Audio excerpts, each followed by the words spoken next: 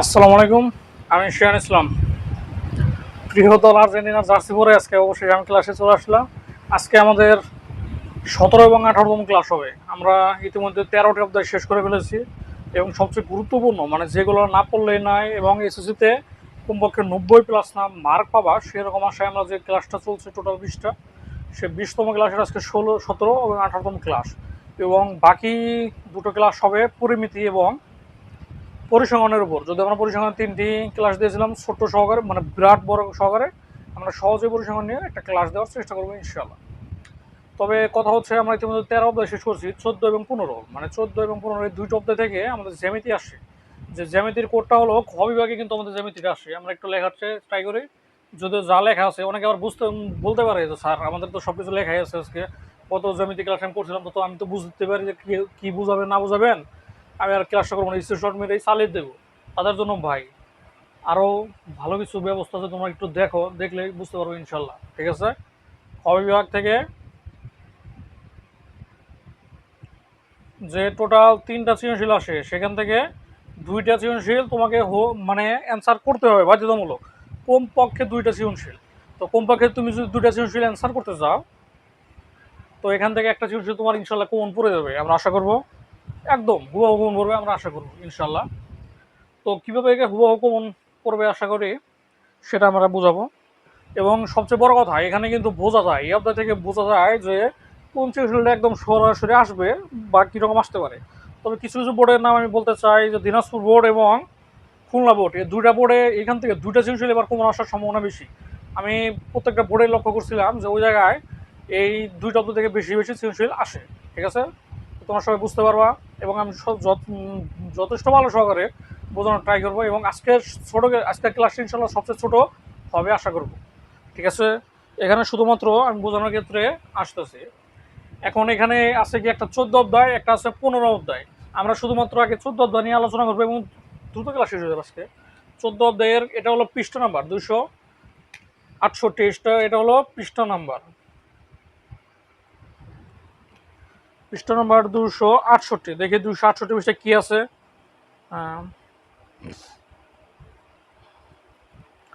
268 পৃষ্ঠা আমরা বের করে ফেলছি। উপাদ্য 28 দেওয়া আছে, যেটা ভেরি ভেরি ইম্পর্টেন্ট। উপাদ্যটা হচ্ছে ত্রিভুজের যে কোনো বাহুর সমান্তরাল সরলরেখা ওই ত্রিভুজের অপর বাহুদ্বয়কে বা এদের বর্ধিতাংশ দ্বয়কে সমান অনুপাতে বিভক্ত করে এই সৃজনশীলটা পাই। আমি যে স্টার দিছি, তোমরা যদি একটু ভালোভাবে না বুঝতে পারো তাহলে পরীক্ষার হলে হয়তো তোমাদের আফসোস করতে হবে। ঠিক আছে, সৃজনশীল না, সরি, উপাদ্য 28। ঠিক আছে, তারপরে 270 পৃষ্ঠার উপাদ্য 31 নাম্বারটা আরও ভেরি ভেরি ইম্পর্টেন্ট, যদিও ওইটার যে মানে 28-এর যে তুলনামূলক 31টা একটু দুর্বল। ঠিক আছে, ত্রিভুজের যে কোনো বাহু অপর দুই বাহুর অনুপাতে অন্তর্বিভক্ত হলে বিভাগ বিন্দু থেকে বিপরীত শীর্ষবিন্দু পর্যন্ত অঙ্কিত রেখাংশ উক্ত শীর্ষকোণের সমদ্বিখণ্ডক হবে। এটা জ্যামিতির কারণে বেশি ইম্পর্টেন্ট ভাই, একটু ভালোভাবে বোঝার ট্রাই করবো। এটা জ্যামিতি শুধুমাত্র চিত্রের কারণে এটা বেশি ইম্পর্টেন্ট, তাছাড়া তেমন ইম্পর্টেন্ট এটা খুবই কম। তারপর আইসা পড়তে পারে, আমরা আগে গ্যারান্টি দেবো না। আর এখানে অনুশীলন দিকে কিছু আছে যেগুলা বেশি কমন, যেমন 3 নাম্বারটা আমি ইস্যু দিয়েছি, 3 নাম্বারটা বেশি কমন অবশ্যই ট্রাপিজিয়াম, অনেকদিন যাবো দেখা যাচ্ছে না, এবার আসতেও পারে। নাম্বার 5-এ আছে হলো, এটা একটু বড়, প্রমাণ করো যে এস সমান 6 এর। যদি প্রশ্ন কঠিন করার ট্রাই করে তাহলে ভাই 6 নাম্বারটা তোমার অপেক্ষায়। ঠিক আছে, প্রশ্ন যদি কঠিন করা তাহলে 6 নাম্বারটা তোমার অপেক্ষায়, আর সহজ হলে ইনশাল্লাহ দরকার নাই। নাম্বার 7-এ যদি আমরা দেখি, 7 নাম্বারটা আমরা স্টাইল মেরেছি BD dot BD is to DC সমান বিই ইস টু সিএফ। এটা মোটামুটি ভালোই কমন আছে, দেখা যেতে পারে, এবং যদি বড় আছে কিছু করার নাই ভাই, পড়তে হবে। ঠিক আছে, নাম্বার 8-এ যদি আমরা দেখি, 8 নাম্বার একটা A M is to DN, এই অধ্যায় থেকে মানে 13 পয়েন্ট। আমরা যদি যাই 14.1 থেকে, যেগুলো ইস্টু আছে এগুলো বেশি বেশি ইম্পর্টেন্ট। ঠিক আছে, ইস্টু বাইরে তো আসার সম্ভাবনা নাই, তার জন্য আমরা 3 এবং 7-কে বেশি কমন মনে করছি এবং 2টা স্টার দিচ্ছি, ইনশাল্লাহ ভালো কিছু হবে। তারপরে যে 278 পৃষ্ঠা আমি ওই টাঙ্গাইলের ছেলে। ঠিক আছে, 5 নম্বরে বলছে দুইটি ত্রিভুজের প্রত্যেকটি যদি তৃতীয় একটি ত্রিভুজের সদিশ হয় তবে তারা পরস্পর সদিশ। এটা মোটামুটি ভালোই কমন আছে, আমি দিয়েছি। 8 নম্বরটা জ্যামিতির কারণে কমন আছে, চিত্র কারণে কমন আছে, স্টার মারতেছি। 10 নম্বরটা কমন আছে, তারপরে 12 নম্বরে স্টার দিছি। 12 নম্বরটা এই যে সৃজনশীল, কিন্তু 12 নম্বরটা একটু ভালোভাবে দেখার চেষ্টা করো। 278 পৃষ্ঠার 12 এবং 13, এই 12-13 থেকে কোনটা বেশি কমন, এটা আমার কাছে অনেকে প্রশ্ন করছিল, আমার কাছে মানে জিজ্ঞাসা করছে যে 278 পৃষ্ঠার যে দুইটা সৃজনশীল আছে 12 এবং 13, এই দুটো থেকে কোনটা বেশি কমন। তো অবশ্যই 12 নম্বরটা বেশি কমন, তোমার 12 নম্বরটা করার ট্রাই করবা। 13 নম্বরটা তেমন মানে আনলেস, মানে একটু কম গুরুত্ব সহকারে তোমরা দেখার ট্রাই করবো। এটা শেষ।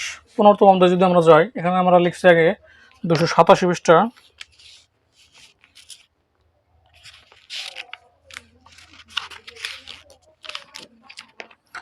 287 পৃষ্ঠার উপাদ্য 37, একই ভূমির উপর। এগুলা কিন্তু জ্যামিতিটা ভাই অনেক ঝামেলাপূর্ণ, ঠিক আছে? তো দেখার ট্রাই করো, একটু ঝামেলাপূর্ণ কিন্তু কিছু করার নাই ভাই, একটু পড়তে হবে কষ্ট করে।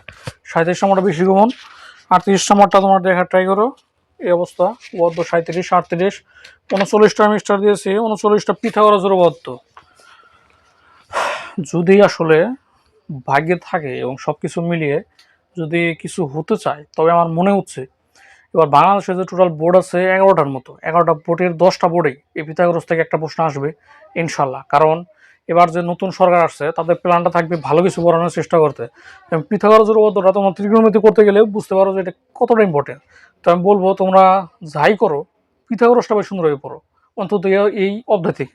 পিথাগোরাসের কোনো বিকল্প নাই, কারণ পিথাগোরাস যে কতদিন যাবত বিভিন্ন জায়গায় আসতেছে না, তোমরা একটু লক্ষ্য মানে টেস্ট যাদের আছে তোমরা একটু খুঁজলেই বুঝতে পারবা, ঠিক আছে? 39 নম্বরটা স্টার, এটা স্টার কোনো বিকল্প নাই। 290 স্টার সম্পদ আছে 15 সম্পদ। এই সম্পদটা অবশ্যই বুঝতে হবে, কিছু করার নাই, শিখতে হবে। কেউ সমস্যা হলে আমাকে অবশ্যই মেসেজ করবে, নাম্বারটা দেওয়া আছে, ঠিক আছে? তারপরে অনুশীলনীতে যাই আমরা, 292, 6 নাম্বারটা স্টার দিয়েছি, খুব ইম্পর্টেন্ট। 9 নাম্বার, হ্যাঁ এটাও কমন আছে। 11 দিয়েছি আমরা, 13 স্টার মেরেছি। 14টা আনলেস, 17-18তে দুটা সৃজনশীল আছে, দুটার কোনোটাই তেমনভাবে কমন নাই। তবে 18 নাম্বারটা আমরা স্টার মারতে পারি, কোনো সমস্যা নাই। তো ঠিক আছে, 14 এবং 15 অধ্যায়টা আমরা ইতিমধ্যে শেষ করে ফেললাম, কিন্তু এর বাইরে অনেকের কথা আছে। স্যার 14 এবং 15 অধ্যায় স্যার আমার মাথায় কিচ্ছু ঢোকে না, সম্পাদ্য বদ্ধ আমি কিচ্ছু বুঝি না, কি করতে পারি স্যার? তাদের জন্য একটা, তাদের মানে 3 ক্যাটাগরিতে আমি ফেলতে চাই। 3 ক্যাটাগরিটা বলতে কি, 1 নাম্বার ক্যাটাগরি হলো মানে যারা ফেলের, 33 মাইনাস যারা ফেলের, এবং তাদের আবার রাখতে চাই এভারেজ মানে 60-এর, মানে এ মাইনাস এ গ্রেড এরকম হলেই হবে, প্লাস অথবা মাইনাস ধরলাম। আবার এখানে দেখলাম যে 80, 85 প্লাস ধরলাম, মানে এ প্লাসের ক্যাটাগরি। যারা 70-80-র মধ্যে, তাদের ভাই এই অধ্যায়টা দরকার নাই। তোমাদের বৃত্ত থেকে আমি যেগুলো দিয়েছিলাম ওগুলো তোমার ভালো করে পড়ো। সরি বৃত্ত না, মানে ষষ্ঠ সপ্তম আমাদের 3টা মিলে যে আমি দিয়েছিলাম, ওই একটু লং ক্লাস ছিল, ওই 3টা থেকে আমরা যতগুলো স্টাইমার ছিলাম ওগুলো খালি ভাই পড়ো, ইনশাল্লাহ জ্যামিতি থেকে অন্তত একটা পারবা, অন্তত 10 নাম্বার শিওর করতে পারবা। আর যাদের 60 প্লাস মাইনাস, যাদের 60 প্লাস অথবা মাইনাস, তাদের জন্য ভাই আমি এখান থেকে যতগুলো স্টার দিচ্ছি, 1টা 2টা 3 4 5 6 7 8 9 10, 10টা স্টার আছে আমার। তুমি যদি ইনশাল্লাহ আল্লাহ ভালো করে ভালো কিছু করবে আমি আশা করবো, তুমি যদি এখান থেকে 10টা স্টার যেগুলো দিছি তুমি যদি একটু কষ্ট করে 10টা স্টার পড়ার ট্রাই করো, তাহলে ইনশাল্লাহ এই অধ্যায় ভালো কিছু হবে, অধ্যায় থেকে ভালো কিছু সম্ভব। আবার যারা 85 প্লাস মার্কস চাও, যে আমি স্যার এসএসসি পরীক্ষায় 85 প্লাস মার্কস চাই যে আমার ভালো কিছু করো, তাদের জন্য ভাই কিছু করার নাই, পড়তেই হবে। তারপরে তো মানে যে বড় অধ্যায় এবং যে যে অবদ্ধ সম্বন্ধগুলো যেগুলো কঠিন, সেখান থেকে কিন্তু আমি অনেক সহজ করে দিছি, ঠিক আছে?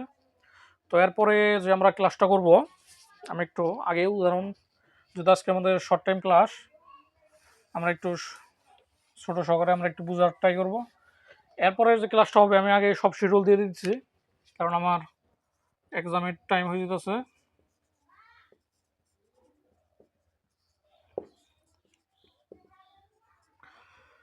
ক্লাস 19, মানে 19তম ক্লাস, আর আমাদের 2টা ক্লাস কিন্তু আছে, ধীরে ধীরে আমাদের 20টা ক্লাস শেষের দিকে চলে আসছে আল্লাহর রহমতে। ক্লাস 19টা আমরা করব পরিমিতি থেকে। পরিমিতি থেকে 2টা সৃজনশীল, এবং কোন 2টা সৃজনশীল করা হবে সেটা আমরা বলে দেবো এখন ইনশাল্লাহ। আর পরিসংখ্যান, পরিসংখ্যানে আমি কোনো কথাই বলতে চাই না, কারণ পরিসংখ্যান আমি যে 3টা ক্লাস দিচ্ছি ওই 3টা ক্লাস পড়লেই তোমরা ভালো কিছু করবা। এখন পরিমিতিটা অনেকের তো আরো বড় প্রশ্ন যে স্যার পরিমিতির তো অবস্থা খুবই খারাপ। আবার অনেকে কিন্তু ভালো পরিমিতি পারে, এটা কিন্তু সত্য। আবার অনেকে ভালো পরিমিতি পারে কিন্তু অনেকে পরিমিতি ভালো পারে না। তাদের জন্য অপশনটা আমি দাঁড়া করতে পারি এরকম যে পরিসংখ্যানের একটা কাহিনী কি ভাই, সরি পরিসংখ্যান না, এখানে যে ছোট গ বিভাগটা তোমরা পরীক্ষায় পাবা, ছোট গ বিভাগ থেকে ছোট গ বিভাগে কোন কোন নম্বর থেকে প্রশ্ন আসে 9, 10, 16। এখন বিভিন্ন জায়গায় তুমি যদি প্রশ্ন ট্রাই করো, হয়তো কোনোভাবে এই 9 মধ্যে থেকে 3টা আসতে পারে, আবার 10 মধ্যে থেকে 3টা আসতে পারে, আবার 16 মধ্যে থেকে 3টাও আসতে পারে। মানে এটা তাদের ওজন আছে, তারা ইচ্ছা করলে পারে। কিন্তু ম্যাক্সিমাম জায়গায় দেখা যায় যে এই 9 অথবা 10 এর 2টা থেকে 2টা আসে, আর এই 16 থেকে একটা আসে। তবে যদি প্রশ্ন কঠিন করার ট্রাই করে তারা, তাহলে সেখান থেকে অন্তত 2টা দিতে পারে। যদি কঠিন করার ট্রাই করে আর এখান থেকে একটা দিতে পারে। এখানে 10ম অধ্যায় ভেরি ভেরি ইম্পর্টেন্ট, যে 10ম অধ্যায়টা আমরা ইতিমধ্যে শেষ করে ফেলছি, এবং থাকে হলো 16তম অধ্যায়। এই 16তম অধ্যায় থেকে 2টা সৃজনশীল অথবা একটা সৃজনশীল আসতে পারে। কোন সময় 2টা আসতে পারে, কোন সময় একটা, আমি কিন্তু বুঝে দিলাম ইতিমধ্যে, ঠিক আছে? তো এখন কথা হচ্ছে যে পরিমিতি অধ্যায়টা কিন্তু অনেক বড় অধ্যায়। দুটো সৃজনশীলের মাধ্যমে সেটা শেষ করা প্রায় অসম্ভব। কিন্তু কিন্তু আমি তো তোমাদের জন্য ইনশাল্লাহ ভালো কিছু রাখবো। সেই তাগিদে তোমাদের যদি একটা সৃজনশীল আসে, তাহলে তো তোমরা ইনশাল্লাহ 9 আর 10 মধ্যে থেকে করার ট্রাই করবা, ঠিক আছে? কিন্তু যদি 2টা সৃজনশীল আসে তখন কি করবো, এটা আমি ওই গ্যারান্টিতে দিলাম। যদি 2টা সৃজনশীল আসে তাহলে ইনশাল্লাহ আমি পরিমিতিতে যে 2টা সৃজনশীল পড়াবো, ওই 2টা সৃজনশীল থেকে একটা সৃজনশীল ইনশাল্লাহ একদম হুবাহু না করুক কমন পড়ে যাবে। কিন্তু যদি একটা আসে ভাই, তাহলে আমি শিওর দিতে পারি না। যদি তোমরা ওই 2টা সৃজনশীল দেখতে চাও, যে কোন 2টা সৃজনশীল আপনি কমন মনে করতেছেন, যদি তোমাদের অনেকের ভালো প্রিপারেশন ইতিমধ্যে হয়ে গেছে, তোমরা যদি আমার 2টা সৃজনশীল দেখতে চাও, যে আপনি কোন 2টা সৃজনশীল দিলেন আমি দেখতে চাই, তার জন্য ভাই তোমাকে 19তম ক্লাসটা করার আমন্ত্রণ রইল। এবং পরিসংখ্যানে ম্যাজিক দেখাবো আমি ইনশাল্লাহ 20তম ক্লাস, তোমরা বুঝতে পারবে। এবং 19তম ক্লাসটা কবে দিতে পারি? আজকে তো কয় তারিখ? আজকে হলো, আমি যখন এখন ক্লাস করতেছি তো আজকে হলো সোমবার, সরি মঙ্গলবার, 12 তারিখ। আজকে হলো 12 তারিখ। ইনশাল্লাহ শুক্রবারে আমরা এটা আপলোড করার ট্রাই করব, শুক্র অথবা শনিবার। সব দ্রুতই শেষ হবে ইনশাল্লাহ, শুক্র অথবা শনি। আর এটা হবে হলো বুধ বৃহস্পতি, মানে আগামী সপ্তাহের মধ্যে কিন্তু আমার 20টা ক্লাস শেষ, ঠিক আছে? এবং এই 20টা ক্লাস শেষ হওয়ার সাথে সাথে 20টা ক্লাস শেষ হওয়ার সাথে সাথে অনেকের প্রশ্ন, স্যার আমি এমসিকিউ ভালো পারি না, এমসিকিউ তো 30-এ 30 কেমনে পেতে পারি, সেট কেমনে কীভাবে মিলাতে পারি, তাদের জন্য আমি আস্তে আস্তে। তবে আবার অনেকে চাচ্ছে স্যার ইংলিশ শর্টকাট কিছু চাই, একটা প্যারাগ্রাফ 70টা প্যারাগ্রাফ, একটা লেটারের মাধ্যমে 70টা লেটার, একটা এসের মাধ্যমে 70টা এসে কেমনে লেখা যায়। এখন আমার কথা হচ্ছে, তোমরা এমসিকিউ মানে গণিতের 30 এমসিকিউ কীভাবে চাও, নাকি তোমরা প্যারাগ্রাফ শর্টকাটে কোনগুলো শেখা যায় সেগুলো চাও? তোমাদের উপর ডিপেন্ড করে আমার পরবর্তী ক্লাস ইনশাল্লাহ আসবে, পরবর্তী মানে 2টা ক্লাসের পরে, ঠিক আছে? সবাইকে ধন্যবাদ, সবাই আমার জন্য দোয়া করো, ঠিক আছে? সবাইকে ধন্যবাদ।